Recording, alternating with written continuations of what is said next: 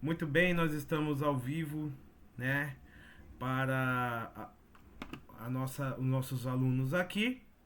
Mas o pessoal que está vendo no YouTube, seja bem-vindo, né? Você, irmão, irmã, aluno nosso, ou até mesmo você que passeou pela internet, o algoritmo lhe jogou nesse vídeo aqui, seja bem-vindo.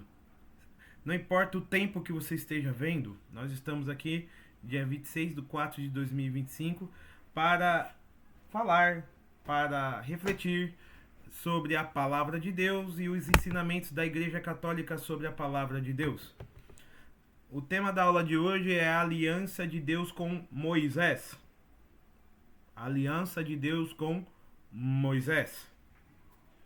Então, antes de a gente falar da aliança de Deus com Moisés em si, nós iremos fazer, como diz o professor Felipe Aquino, um voo de águia. O que é um voo de águia? A águia, ela percorre por cima e ela tem uma visão ampla das coisas por causa da sua ótima visão e também sua capacidade de voar.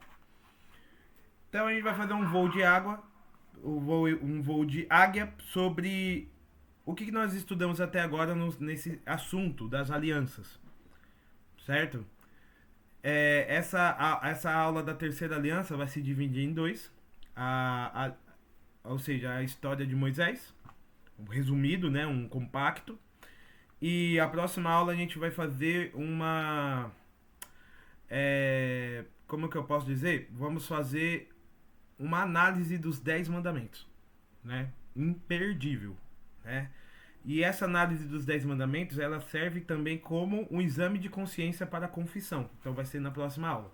Hoje nós vamos falar sobre a história do patriarca Moisés mesmo, o profeta Moisés, certo? E a gente começou com a aliança de Noé, que foi conhecida como a Aliança das Nações, que Deus ele faz uma aliança com todas as nações do mundo, através de Noé e sua descendência, que frutificou todas as nações do mundo.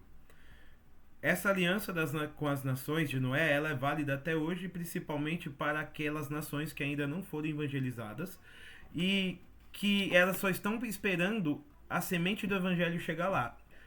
E todas as nações do mundo são terras férteis para a evangelização. Por quê? Porque todas elas estão debaixo da aliança do Senhor com Noé. Depois nós vimos a aliança de Abraão e meditamos também sobre a virtude da fé de Abraão. Então, a última aula, quem participou, quem viu depois, foi uma aula muito, muito edificante. Que nós pensamos e falamos sobre Abraão, que mesmo após idoso, com a sua esposa bem depois da menopausa, os dois já centenários, né? Acho que a esposa dele nonagenária. Deus promete para ele um filho e ele crê e o filho vem pela sua esposa. E depois Deus pede que ele sacrifique esse filho amado numa montanha. E Abraão não nega o seu único filho a Deus, ele vai lá e vai sacrificar Isaac, só que Deus ele interrompe esse sacrifício, porque na verdade não era para ser um sacrifício do Isaac, era para Abraão sacrificar tudo aquilo que pudesse afastar ele de Deus, certo? Então nós na aula passada aprendemos a sacrificar tudo aquilo que toma o lugar de Deus na nossa vida, certo? Para provar que nós tememos a Deus e nós também somos provados. Deus ele não vai pedir que nós sacrifiquemos os nossos filhos, mas talvez ele vai pedir para que a gente sacrifique um vício, sacrifique um pouco do nosso tempo para que a gente fique com ele, certo? Sacrifique e faça os sacrifícios necessários para a nossa santificação. E a aliança que Deus faz com Abraão é essa aliança que dele sairá um povo mais numeroso que as estrelas do céu. E é mais ou menos isso que vai acontecer. Então, após o nascimento de Isaac, certo? Isaac vai ter 2 filhos, certo? Vai se casar, vai ter 2 filhos, um o mais velho Esaú e o outro Jacó. Aqui nós estamos em Gênesis, quem quiser anotar para ler depois, tá? Que eu vou fazer só um voo de águia mesmo. Gênesis 25, certo? Do capítulo Gênesis 25, dos versículos 19 para frente. Esaú e Jacó são os filhos de Isaac. Esaú, ele é o primogênito, portanto, aquele que vai herdar a descendência, né, o patriarcado. Porém, Esaú, ele vai vai ceder o seu direito à primogenitura por um prato de lentilhas, porque ele estava com fome. Isaac tinha cozinhado lentilhas. E Isaac falou: você tá com fome? Você quer comer? Você cede a sua primogenitura para mim? E o cara nem pensou, né? Só pensou no estômago dele e cedeu. E desde então, ele ganhou de Isaac a primogenitura, né? O Jacó, no caso, né? Ele enganou o irmão dele e ganhou a primogenitura. De Jacó, vamos pular um pouquinho para... Pera aí. Jacó, ele vai ter 13 filhos, certo? Aqui a gente tá no Gênesis 30 já. Ele vai se casar e ele vai ter 12 filhos, que vão ser conhecidos como as 12 tribos de Israel. Cada filho dele vai ser um patriarca de uma das tribos de Israel, certo? Jacó, ele vai ter... Deixa eu ver se aqui mostra os filhos de Jacó. Assim, ó, o Jacó, ele vai casar, né? E ele vai ter Ruben, depois, versículo 33, vai ter o Simeão, Levi,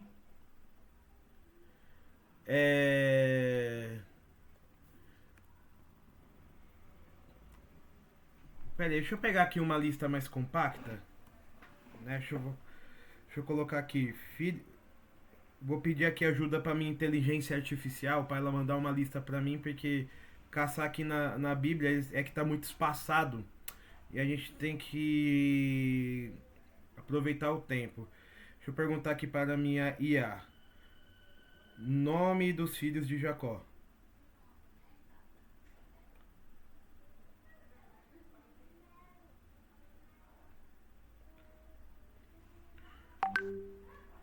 Ó, Ruben, Simeão, Levi, Judá, Dan, Neftali, Gade, Azer, Isacar, Zebulon, José e Benjamim.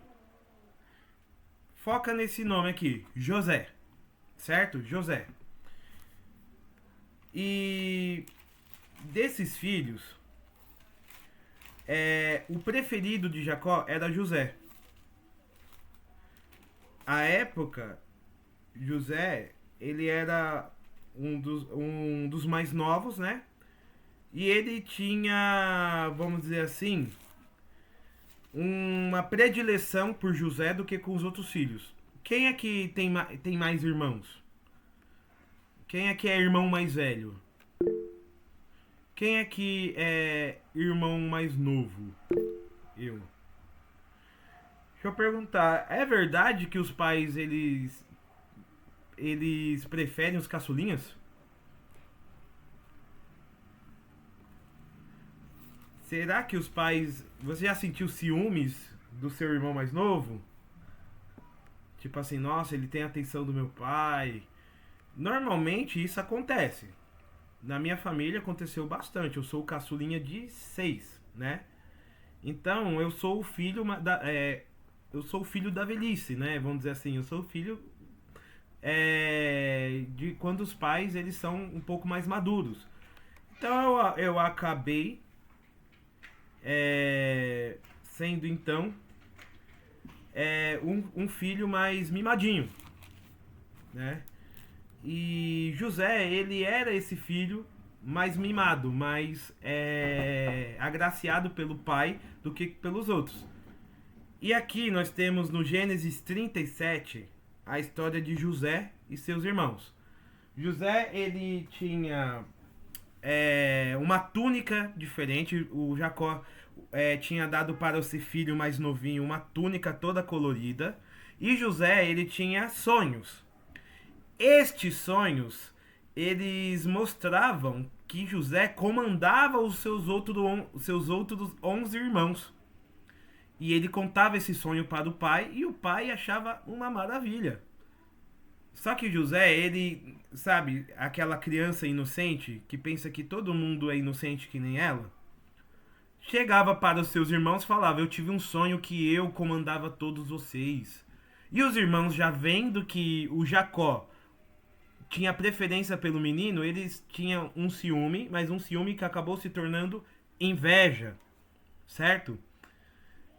E essa inveja, ela vai ser descrita aqui no livro do Gênesis. E aqui cabe até uma leitura. Gênesis 37, versículos 12 à frente. Ó. Seus irmãos foram apacentar o rebanho de seu pai em Siquém. Israel disse a José: Não apacenta teus irmãos e o rebanho em Siquém? Vem, vou te enviar-te a eles. E ele respondeu: Eis-me aqui. Ele lhe disse: Vai então ver como estão os seus irmãos e o rebanho, e traze-me notícias. Ou seja, Jacó, ele vai chamar José e vai falar: vai ver como se seus irmãos estão trabalhando direito. Nisso, José, ele já estava dando carteirada nos irmãos, assim, inocentemente, né? Olha, eu sonhei que eu estava dando ordem em você. Eu sonhei que eu estava comandando vocês. Meu pai, ele me tem como preferido. Eu tenho uma túnica colorida que é o símbolo da predileção do pai por um filho. Então os outros irmãos estavam assim, ó, mordendo de raiva desse moleque, né? Então, o que vai acontecer? Quando José estava chegando perto do rebanho, os irmãos dele, olhando de longe, vai dizer assim, né? Olha lá, versículo 18. Eles ouviram de longe o José chegando, né? E os irmãos vendo ele chegando, aí eles viram de longe. E estavam trabalhando juntos. E antes que chegasse perto, tramaram a sua morte. Disseram entre si: Eis que chega o tal sonhador. Vinde, matemo-lo, joguemo-lo numa cisterna qualquer. Diremos que um animal feroz o devorou. Veremos o que acontecerá com os seus sonhos. Ou seja, eles estavam buscando a morte do seu irmão mais novo por inveja. Mas Rúben, ouvindo isso, salvou-o de suas mãos e ele disse: Não lhe tiremos a vida. Disse-lhes Rúben: Não derrameis o sangue, lançai-o na cisterna do deserto, mas não ponhais a mão sobre ele. Ele estava fazendo isso, gente, para ganhar tempo, porque Rúben, ele não queria matar o seu próprio irmão, então ele queria, sei lá, prendê-lo no lugar para ganhar tempo. Para resumir essa história, eles fizeram o que Rúben pediu, só que eles viram uma caravana de ismaelitas que estavam indo para o Egito, e eles venderam o irmão dele como escravo para esses ismaelitas, e José, ele foi levado como escravo para o Egito. Olha o que inveja faz, né, gente? Se você causa inveja nas pessoas, elas querem te matar. E o pior é quando é sua própria família, né? Porque aqui é a própria família. Mas vamos lá. Eles falaram para Jacó que José tinha sido morto por uma fera do campo e que não tinha sobrado nada do seu corpo. Jacó ficou destruído, certo? Enquanto isso, José, ele foi para o Egito. José, ele acabou virando um escravo de um homem muito importante, um capitão da guarda do Egito. E José, ele era um homem muito bonito. E a mulher do seu senhor lançou, ó, Gênesis 39, versículo 7. Lançou os olhos sobre José e disse: Dorme comigo. A mulher queria seduzir José e levá-lo para a cama. Olha só, tá parecendo novela isso. Mas ele recusou a mulher e disse a mulher de seu senhor. E disse a ela: estando eu aqui, meu senhor não se preocupa com o que se passa na casa e me confiou tudo o que lhe pertence. Ele mesmo não é, nesta casa, mais poderoso do que eu. Nada me interditou senão a ti, porque és sua mulher. Como poderia eu realizar um tão grande mal e pecar contra Deus? José vai dizer: não, porque eu estou aqui a trabalho e se eu deitar com você, que é uma mulher casada, estarei pecando contra Deus. Sabe o que a mulher falou? A mulher, ela vai dizer, ela vai acusar José de tentar molestá-la por seu marido, que vai acreditar em quem? No escravo ou na mulher? José foi parar na prisão. Esperando o quê? Provavelmente esperando a pena de morte. Porque um escravo que faz qualquer coisa na antiguidade, qualquer coisa que vai contra o seu senhor, contra a dignidade, é pena de morte. Só que na prisão, José, ele começa a interpretar os sonhos das pessoas, porque José ele sonha, mas também as pessoas sonham, levam um sonho para José e José sabe interpretar, dizer qual é o significado daquele sonho para as pessoas, correto? E ele acabou ficando com uma fama, então ia o pessoal na cadeia visitar ele só para interpretar o sonho. E ele lá interpretava pro pessoal e sempre o que ele interpretava dos sonhos era o correto. No Gênesis 41 vai dizer que o faraó, para quem não conhece egiptologia, faraó é o rei do Egito. Ele teve um sonho. Num desses sonhos ele estava... Isso aí depois de 2 anos. Então José do Egito ficou 2 anos na cadeia, sem reclamar, por algo que ele não cometeu. E esperando em Deus, né, alguma coisa acontecer. Nesse tempo, o faraó, ele teve 2 sonhos. Um é os famosos sonhos das vacas magras e das vacas gordas. Primeiro sonho, ele viu as vacas do Egito bem gordinhas, uma prosperidade imensa, e depois ele viu as 7 vacas magras passando fome. Ele chamou todos os sábios do Egito. E os sábios do Egito, eles não foram capazes de interpretar este sonho. Correto? Como eles não foram capazes de interpretar esse sonho, como os oficiais, os soldados... tem um cara lá que tá na cadeia. E ele sabe interpretar sonhos, faraó. É o cara da cadeia. Tá lá na cadeia. Chama ele aí. José foi, interpretou o sonho do faraó, dizendo o seguinte: o Egito vai passar por 7 anos de bonança, fartura. E depois desses anos, vai passar 7 anos de uma fome, de uma crise. Tudo que plantar não vai frutificar, vai ser uma desgraça. E o faraó, ai meu Deus, o que a gente vai fazer? Aí o José de Egito, esperto como ele é, ele vai dizer o seguinte: desses 7 anos de bonança, que já vai começar agora, o que você faz, faraó? Guarda alimentos, estoca, faz economia, e quando chegar aos 7 anos de fome e de seca, você vai e vai ter uma reserva, e o povo do Egito não vai passar fome, e você vai lucrar vendendo alimentos para os outros países que estarão passando fome, e só vai aumentar sua fama e seu prestígio. Tá dando para entender até agora? Sim. Eu tô conseguindo narrar a história bem? Sim. Sim, sim. Então, beleza. Então, José, por ter acertado esse sonho, olha lá, ele vai sair de escravo, vai ganhar a liberdade e nada mais, nada menos, o faraó vai fazer dele governador do Egito. Ele vai se tornar o braço direito do faraó, o equivalente ao vice-presidente. Imagina como o pessoal do Egito ficou vendo um hebreu, que ele não é nem egípcio, ele é hebreu, ele é de outra raça, sendo o faraó do Egito. Mas o faraó protegia ele com unhas e dentes. Aí, como tudo é nessa vida, a vida não gira, ela capota. Quando chegou os 7 anos de fome, quem foi bater na porta do Egito pedindo comida? Porque as notícias que só o Egito tinha comida. Os irmãos de José, que o venderam como escravo.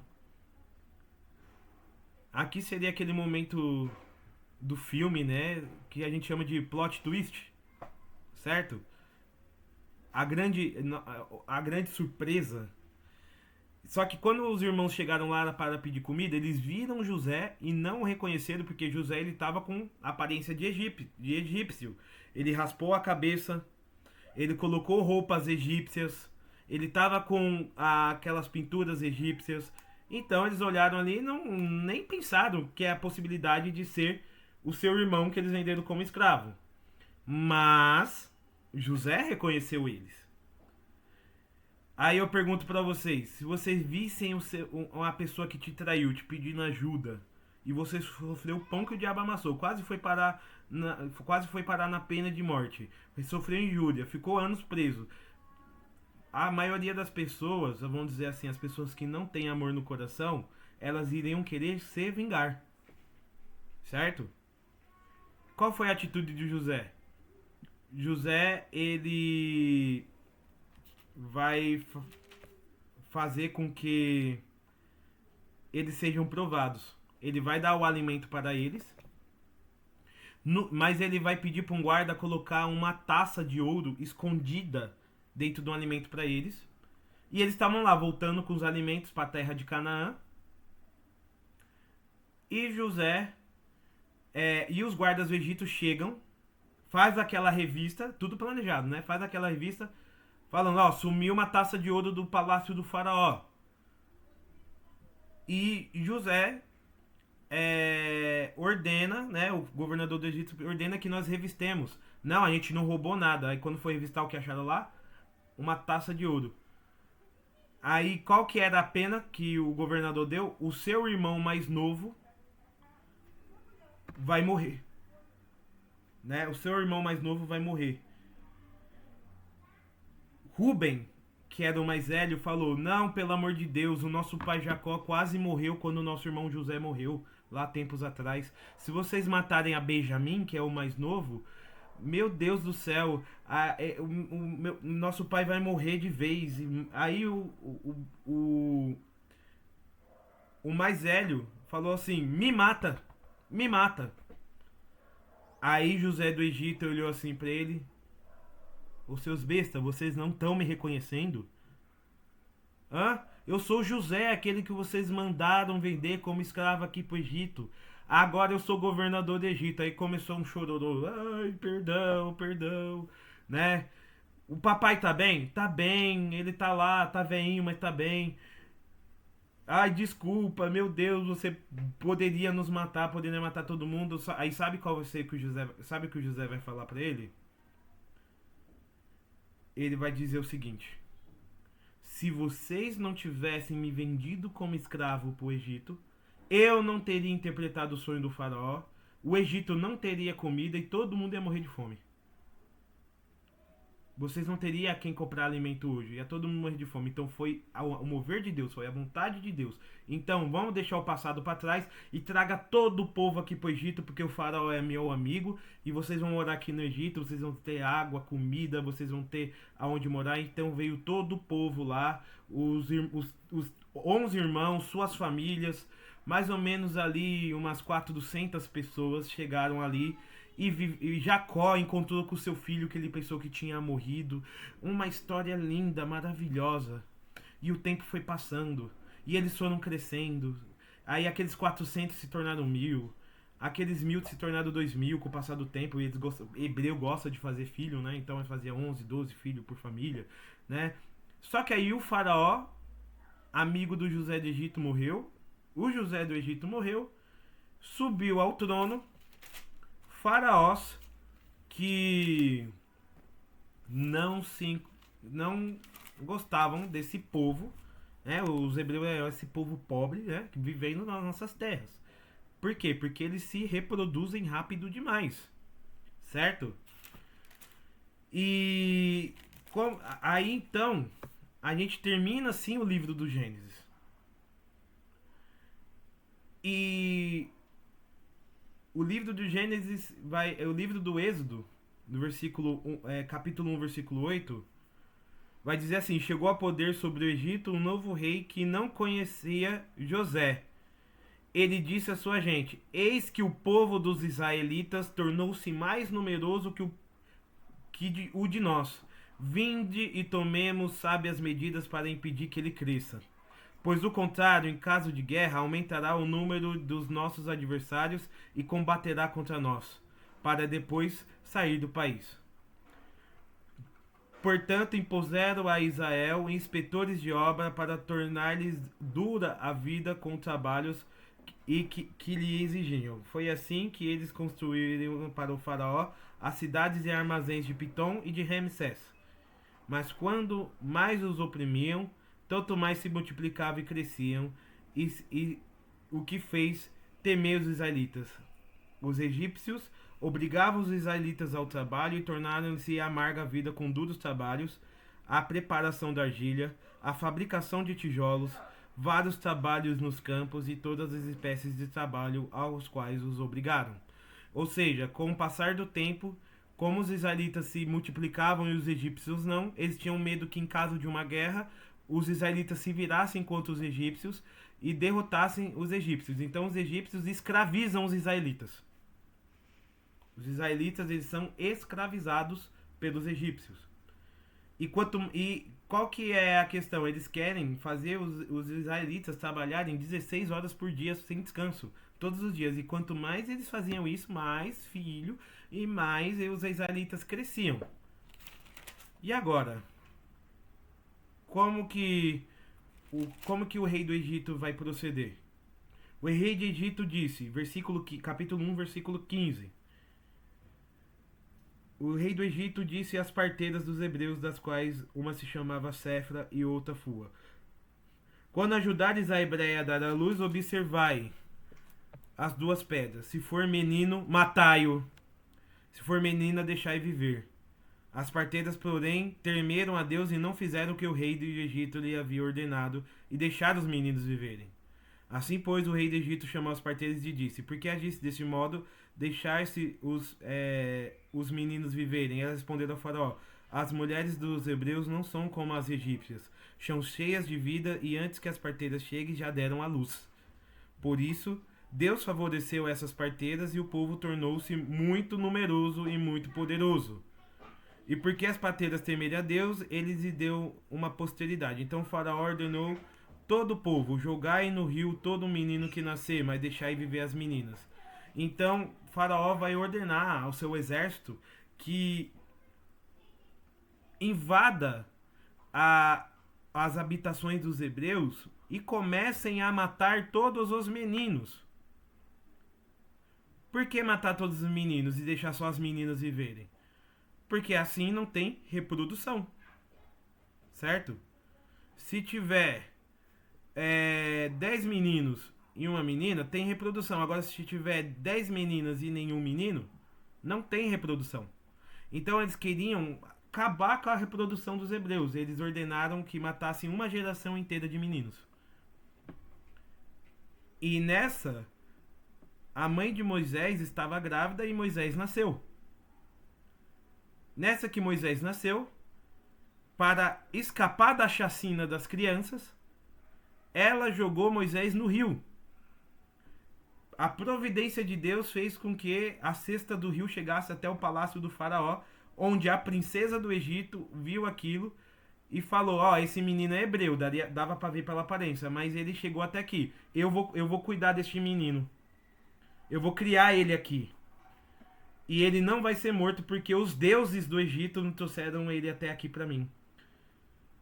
Depois acharam a mãe, deram o menino para que ele fosse amamentado, mas depois, com a idade de 4 anos, ele passou a viver no templo, no palácio real.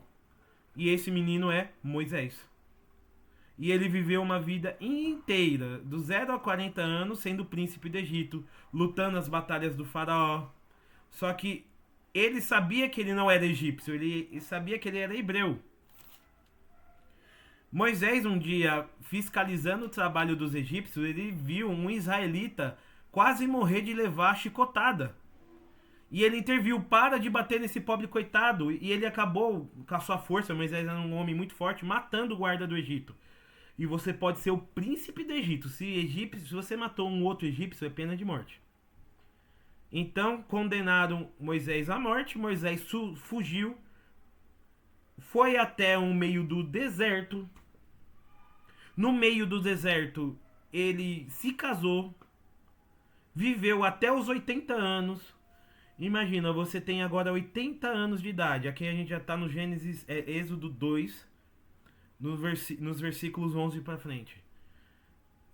Casou, teve filhos, estava na aposentadoria. Eis que, capítulo 3. Apacentava Moisés o rebanho de Jetro, do seu sogro, sacerdote de Midian. Conduziu as ovelhas além do deserto e chegou a Horebe, a montanha de Deus. O anjo de Yahvé lhe apareceu numa chama de fogo no meio de uma sarça. Moisés olhou, e eis que a sarça ardia no fogo, e a sarça não se consumia. Então disse Moisés: darei uma volta e verei esse fenômeno estranho. Verei que a sarça não se consome.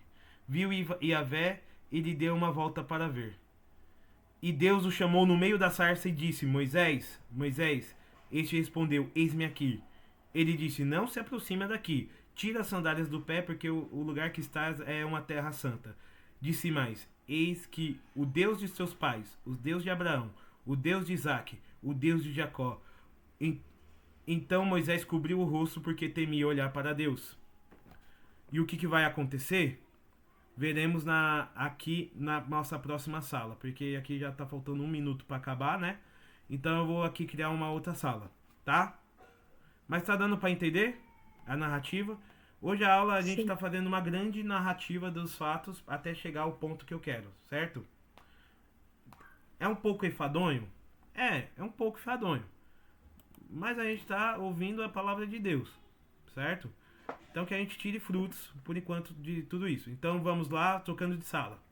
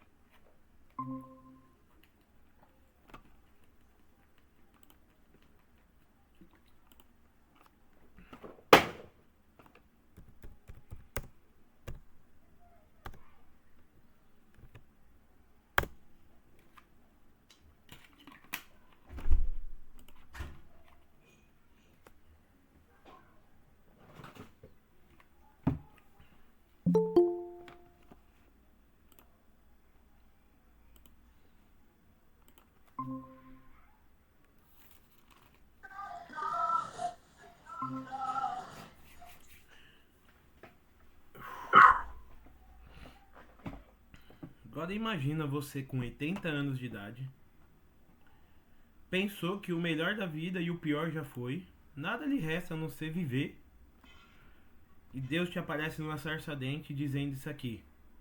E Yahvé disse: eu vi e... Pera aí, deixa eu aceitar aqui. E Yahvé disse: eu vi a miséria do meu povo que está no Egito. Ouvi o seu grito por causa dos seus opressores. Ouvi seu grito por causa dos seus opressores. Pois eu reconheço suas angústias. Por isso desci a fim de libertá-lo da mão dos egípcios, e para fazê-lo subir desta terra para uma terra boa e vasta.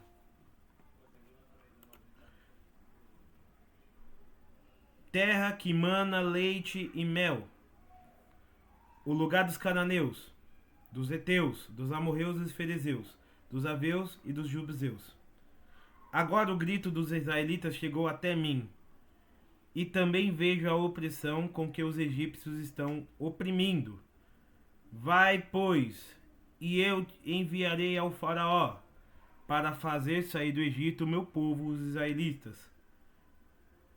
Então disse Moisés a Deus: quem sou eu para ir a Faraó e fazer sair do Egito os israelitas? Deus disse: eu estarei contigo, E esse será o sinal que eu te enviei. Quando fizeres o povo sair do Egito, vós servireis a Deus nessa montanha. Moisés disse a Deus quando eu for aos israelitas dizer: o Deus de vossos pais me enviou até vós. E me perguntarem qual é o seu nome, que direi? Deus disse a Moisés: eu sou aquele que é. Disse mais: assim dirá aos israelitas: eu sou, me enviou até vós. Disse Deus ainda a Moisés: assim dirás aos israelitas: Yahvé, o Deus de vossos pais, o Deus de Abraão, o Deus de Isaque e o Deus de Jacó, me enviou até vós. É o meu nome para sempre, e é assim que invocarão de geração em geração. Então você tá lá, nada mais na sua vida te surpreende, de repente uma sarça ardente, Deus fala com você, revela seu nome e te dá uma missão. Você, velhinho de 80 anos, vai libertar o povo do Egito, tá bom? E aí? Topa? Você toparia?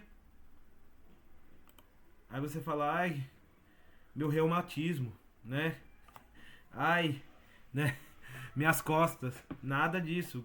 Se Deus dá uma missão, ele dá as forças para que aconteça, certo? E isso que é o bonito. Se Deus ele dá a missão, ele dá a força para que aconteça. Assim, o que nós podemos aprender de tudo isso? Que o tempo de Deus é o tempo de Deus, certo? E se Deus tem um chamado para você, não importa a sua idade, Deus vai te dar força para fazer.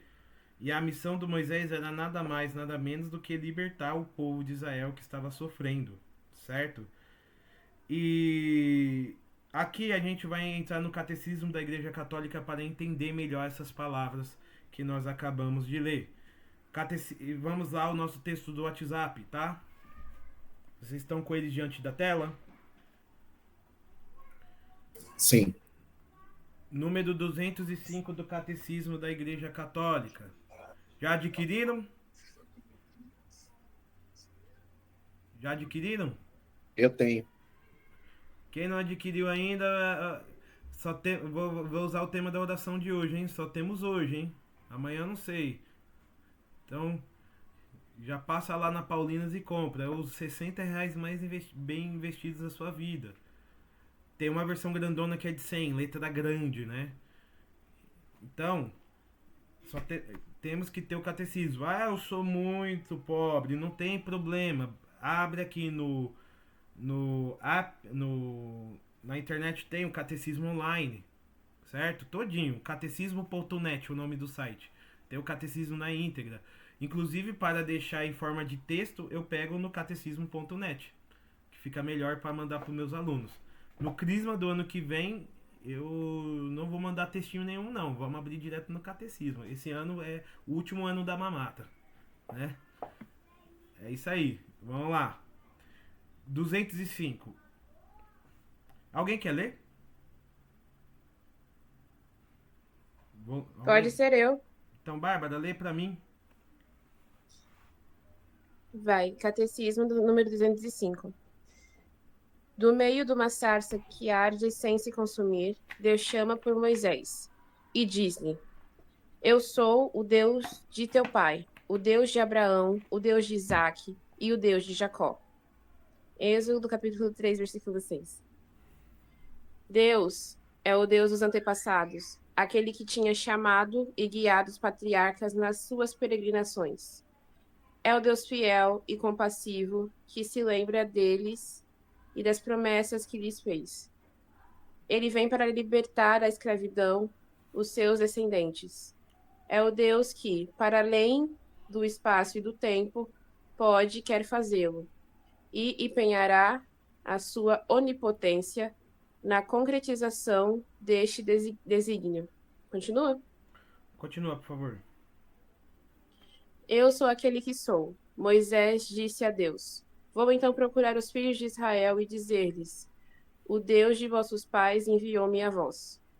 Mas se me perguntarem qual é o seu nome, que hei de responder-lhes? Deus disse a Moisés: eu sou aquele que sou.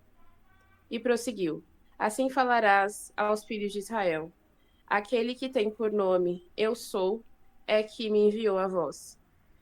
Será este o meu nome para sempre. o nome que ficará na memória para todas as gerações. Pode ler mais esse 204.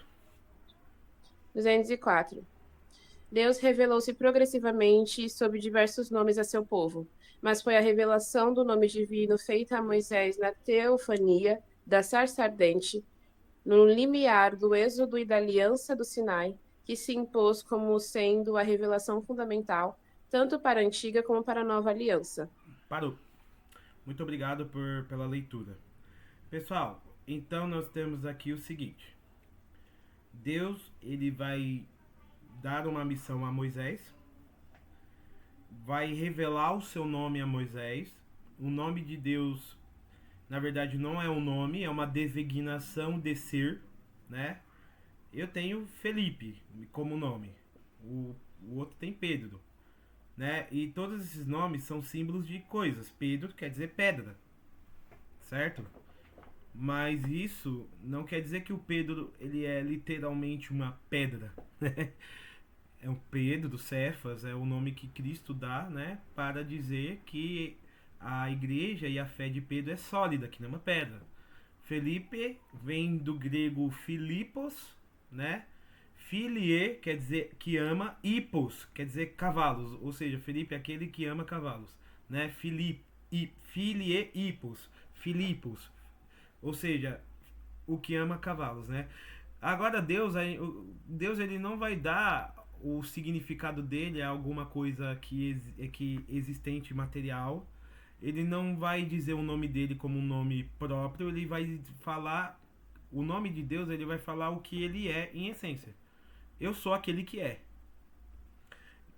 Essa exegese, ou seja, quando Deus ele diz eu sou aquele que é, em hebraico Iavé, né? Iavé, algumas pessoas traduzem errado para Jeová, né? Não, é Iavé, né? O Deus ele está querendo dizer o seguinte: qual é o meu nome? O meu nome é aquilo que eu sou. Ou seja, eu sou eterno, eu sou aquele que é. Eu sou o eu sou. Ele é o ser, ele é aquele que é. Ou seja, isso denota uma coisa, que Deus, ele sempre é. Deus ele não foi. Vamos pensar no passado. Deus, ele não é que ele já foi assim ou que ele será assim. Ele é assim. Significa que Deus ele nunca teve um início. Deus ele não tem um passado. Deus ele não tem um futuro. Deus ele só tem o agora. Deus tanto que o tempo é uma criação de Deus.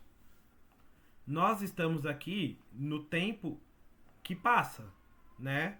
A aula começou 11 horas, agora já é 12:12. O tempo que passa.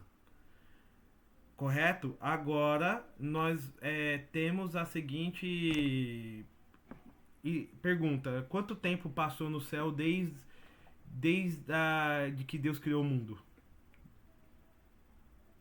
Nenhum. Porque Deus ele não está no tempo.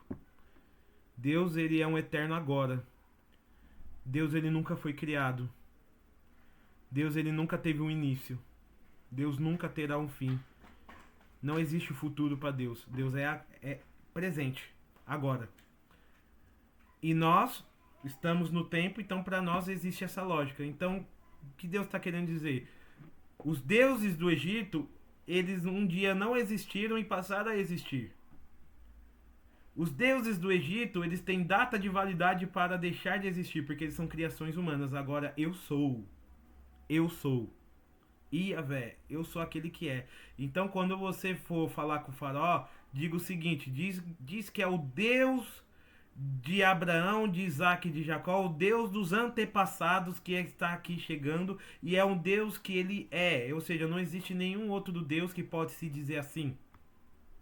Porque até na própria mitologia egípcia tem a origem dos deuses. A origem, ou seja, como eles surgiram. Muitos deuses eles eram faraós que morreram e foram mitificados como deuses depois. Ou seja, eles nasceram. Nenhum deles pode falar eu sou. Nenhum deles pode falar que eles eu sou aquele que sou, eu sou aquele que é. Não pode. Por quê? Porque eles nasceram no tempo e no espaço.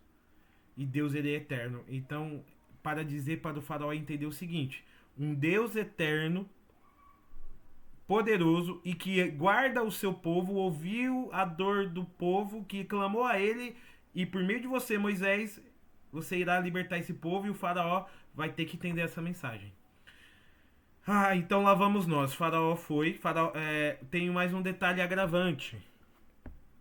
Moisés ele era gago. Moisés ia chegar no faraó. Ô faraó, por favor, Deus. Então, e o que Deus vai fazer? Ele vai curar a gagueira do Moisés?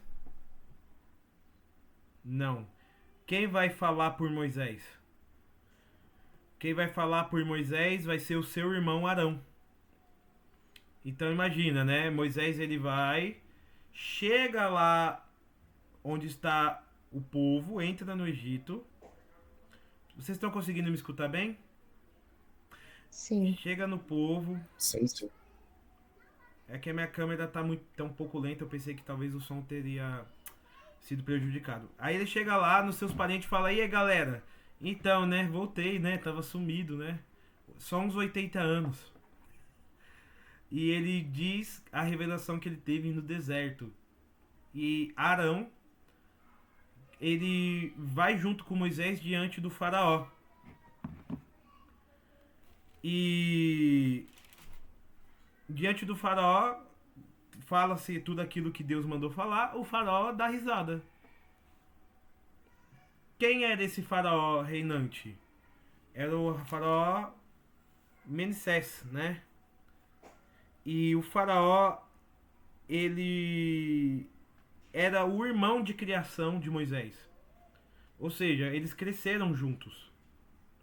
E o faraó, ele tinha um filho, que seria o príncipe herdeiro dele. E ele era o rei do Egito. Quem poderia derrubar o rei do Egito? Então Moisés vai falar aqui do capítulo 4 para frente. Moisés ele vai bater ao seu cajado no chão, que vai se transformar numa serpente. O rei do Egito vai pensar que aquilo ali é um truque de mágica, né? Ele sempre se divertia com os mágicos do Egito. Vai embora daqui. Aí Moisés falou: "E aí, Deus, não deu certo, né? Então volte lá, porque agora nós iremos falar com o faraó na língua que ele entende, que é a linguagem da violência, certo? Então a gente vai aqui para as famosíssimas, né? Aqui no capítulo 7 para frente, pragas do Egito, certo? A primeira praga do Egito, Moisés falou: "Ó, se você não deixar o povo sair, todas as águas do Egito se transformarão em sangue." Dito e feito, o faraó não deixou todas as águas do Egito, tanto as águas dos rios quanto as águas correntes, se transformaram em sangue. Os peixes morreram, a agricultura acabou, uma crise começou a surgir no Egito. E engraçado, lá no acampamento dos israelitas, onde moravam os israelitas, a água era límpida e normal, como essa aqui. Só acontecia com os egípcios. Aí o faraó fala: "Não, eu vou deixar seu povo sair, pelo amor de Deus. Pelo amor de Deus, me ajude." Aí o Moisés foi lá, retirou a praga, as águas voltaram ao normal. Aí o faraó: "Pegadinha do malandro, vocês vão ficar aqui, né?" Aí Moisés, ele vai dizer o seguinte: "Agora então vai se mandar rãs para vocês, rãs." Então sapos, rãs, começaram a invadir o Egito, começaram a destruir tudo. Tem rã que é venenosa, tem espécie de rã que é venenosa. E o povo começou a morrer, a desgraça toda. Aí o faraó vai implorar para Moisés para retirar isso, que ele vai deixar o povo sair. Moisés deixa. E o que acontece? O faraó de novo volta atrás e volta a escravizar o povo. Aí isso vai acontecer com os mosquitos. Esse movimento de eu deixo ou não deixo, deixo ou não deixo. Retira a praga. Aí o faraó pede, por favor, retira a praga. Aí eu vou deixar o povo sair. Moisés retira a praga. Aí o faraó vai lá e escraviza o povo de novo. Vai acontecer isso com os mosquitos. Vai vir mosquito pra tudo que é canto. Né? Imagina um mosquito, um pernilongo já é chato. Imagina uma enxame de mosquito em todo o Egito. E todos esses que vai acontecer, o povo de Israel não vai acontecer nada. Aqui a gente já tá no capítulo 8 do Êxodo. Moscas. Vai vir moscas pra tudo que é lado. Depois, peste nos animais. Certo? Eles vão pegar uma doença e os animais vão começar a morrer. Só que os animais, os hebreus, não. Depois, úlceras. As pessoas vão começar a ter úlceras. Ter tumores no corpo, uma doença. Aí depois vai curar. Depois vai voltar a outra praga. Porque o faraó sempre fica dizendo. O que o faraó fica dizendo? Não, tira a praga que eu liberto o povo. Aí depois que a praga é retirada, o faraó volta atrás e escraviza o povo de novo. Tem uma aqui. Se eu fosse o faraó, esse aqui eu desistia. Também a gente tem que admirar uma coisa no faraó. O cara é persistente. Né? Mas quem é mais persistente? Moisés em nome de Deus ou o faraó em nome do orgulho dele, né? Chuva de pedra, vai cair pedra no céu. A gente poderia dizer que isso aqui seria meteoros, vamos dizer assim, meteoritos, destruindo o Egito tudinho. E o faraó, pelo amor de Deus, Moisés, faz isso acabar. Moisés, tá bom, acabou. Opa, não vou deixar. Depois os gafanhotos que entraram, acabaram com todas as plantações. Depois, as trevas, tipo, ficou escuro, tanto que não dava pra você tatear a sua frente. Enquanto isso, no acampamento dos egípcios caiu pedra? Não. Veio mosquito? Não. Caiu gafanhoto? Não. Lá tava tudo tranquilo. Aí, o faraó não mudava. Não mudava. Aí o capítulo 11. Então Deus, ele vai fazer o seguinte. A última praga é a praga do anjo da morte. E aqui Deus vai instituir a festa da Páscoa para os judeus. A festa da Páscoa, primeiro, é uma festa judaica, que é instituída por Deus aqui diante de Moisés. Vai dizer o seguinte: todo o povo de Israel, porque agora vai ser a praga que ele vai libertar o povo de Israel. Todo o povo de Israel, por favor, mate um cordeiro para assar, faça pães ázimos, tempere lá e coma junto com ervas amargas, né? Faça a festa da Páscoa. O sangue do cordeiro, os israelitas tinham que passar no batente da porta. No batente da porta, o sangue do cordeiro, porque Deus iria mandar o anjo da morte que iria matar o primogênito de tudo que existisse. O primogênito os filhos, o primogênito até dos animais. Se tivesse os animais que tivesse um filhote mais velho, o filhote mais velho ia morrer. Tudo que fosse filho mais velho ia morrer, certo? E o anjo da morte iria passar pelos batentes da porta. Se tivesse com o sangue do cordeiro, a morte não iria entrar naquela casa. Pessoal, vocês já pegaram a visão do que dá pra gente fazer de analogia aqui? Sim ou não? O sangue do cordeiro. Cristo, ele não é o cordeiro de Deus que tira o pecado do mundo? E quando nós somos batizados, não é o sangue de Cristo que nos protege do anjo da morte, que é o diabo, que quer a nossa morte? Ou seja, quando Cristo ele morre, ele é como se fosse esse cordeiro que foi imolado pelos israelitas. E quando Cristo morreu, o batente da nossa porta, ou seja, a nossa alma, foi marcada com o sangue do cordeiro. Então o anjo da morte não consegue nos libertar, a não ser que a gente renuncie esse sangue do cordeiro, que é o sangue de Cristo, né? Agora, fechando a analogia, voltando para a história, certo? Então o anjo da morte veio, ele passou pelo acampamento dos israelitas, todos obedecendo a Moisés, estavam com as portas cingidas do sangue do cordeiro e passou reto. Mas quando ele chegou na cidade dos egípcios, todos os filhos primogênitos, incluindo o filho único do faraó, seu príncipe herdeiro, morreu.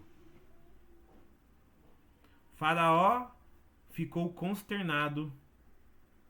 E os egípcios falou: Faraó, desgraçado, libera esse povo maldito daqui, porque é pedra, tudo, mas tudo isso a gente suportou. Agora, os nossos primogênitos morreram. Faraó então libera o povo. O povo então celebra a Páscoa e sai andando, exultante pelo deserto. Passou ali um dia, 2 semanas, o faraó falou: caraca, os israelitas foram embora, quem é que vai construir minhas pirâmides? Quem é que vai construir as minhas cidades? Né? Ou seja, eles mandaram embora toda a força de trabalho escrava que eles tinham. Certo? E outra coisa, muitas pessoas falaram: você vai deixar que esse Deus mate todos os nossos primogênitos e você não vai instituir vingança? Então teve pessoas querendo vingança, querendo vingar os seus filhos que morreram. Então o faraó ele vai montar um exército para perseguir os israelitas no deserto. Então, os israelitas saem do Egito depois de comemorarem a Páscoa, vão até o deserto e os egípcios perseguem Israel no deserto. Deus ele vai na frente deles como uma coluna de fumaça. Então, para onde que a gente vai? Segue a coluna, certo? Que a tradição da igreja vai falar que era um anjo do Senhor que ficava ali naquela guiando eles. Então, eles seguiam a coluna de nuvens.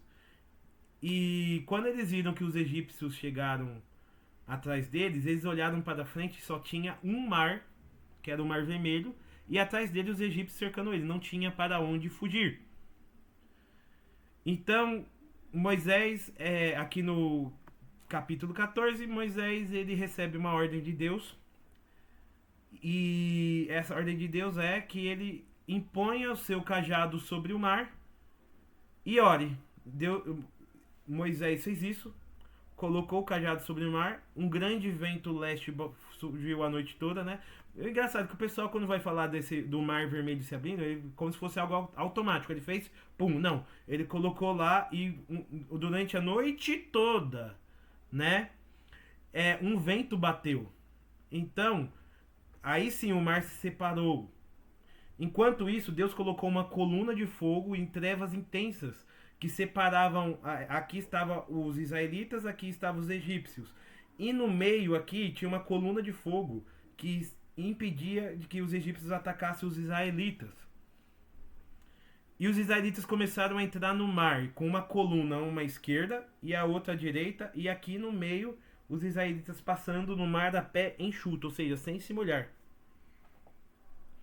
Enquanto isso, Deus permite que os egípcios comecem a avançar, desfaz a coluna de fogo.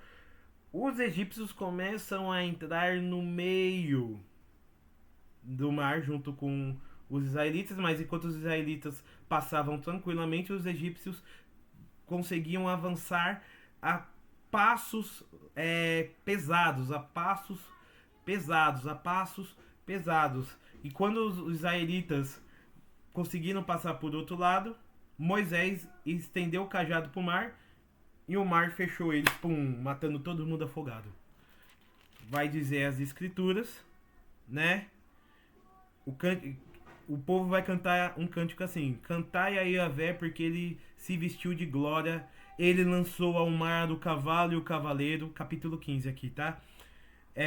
Yahvé é minha força, é meu canto, a ele devo a salvação. Os carros do faraó e suas tropas ao mar ele lançou, a elite dos seus cavaleiros. O mar dos juncos devorou, ao abismo os recobriu, e caindo do fundo como pedra. E assim um louvor vai ser feito no deserto para louvar a Yahvé.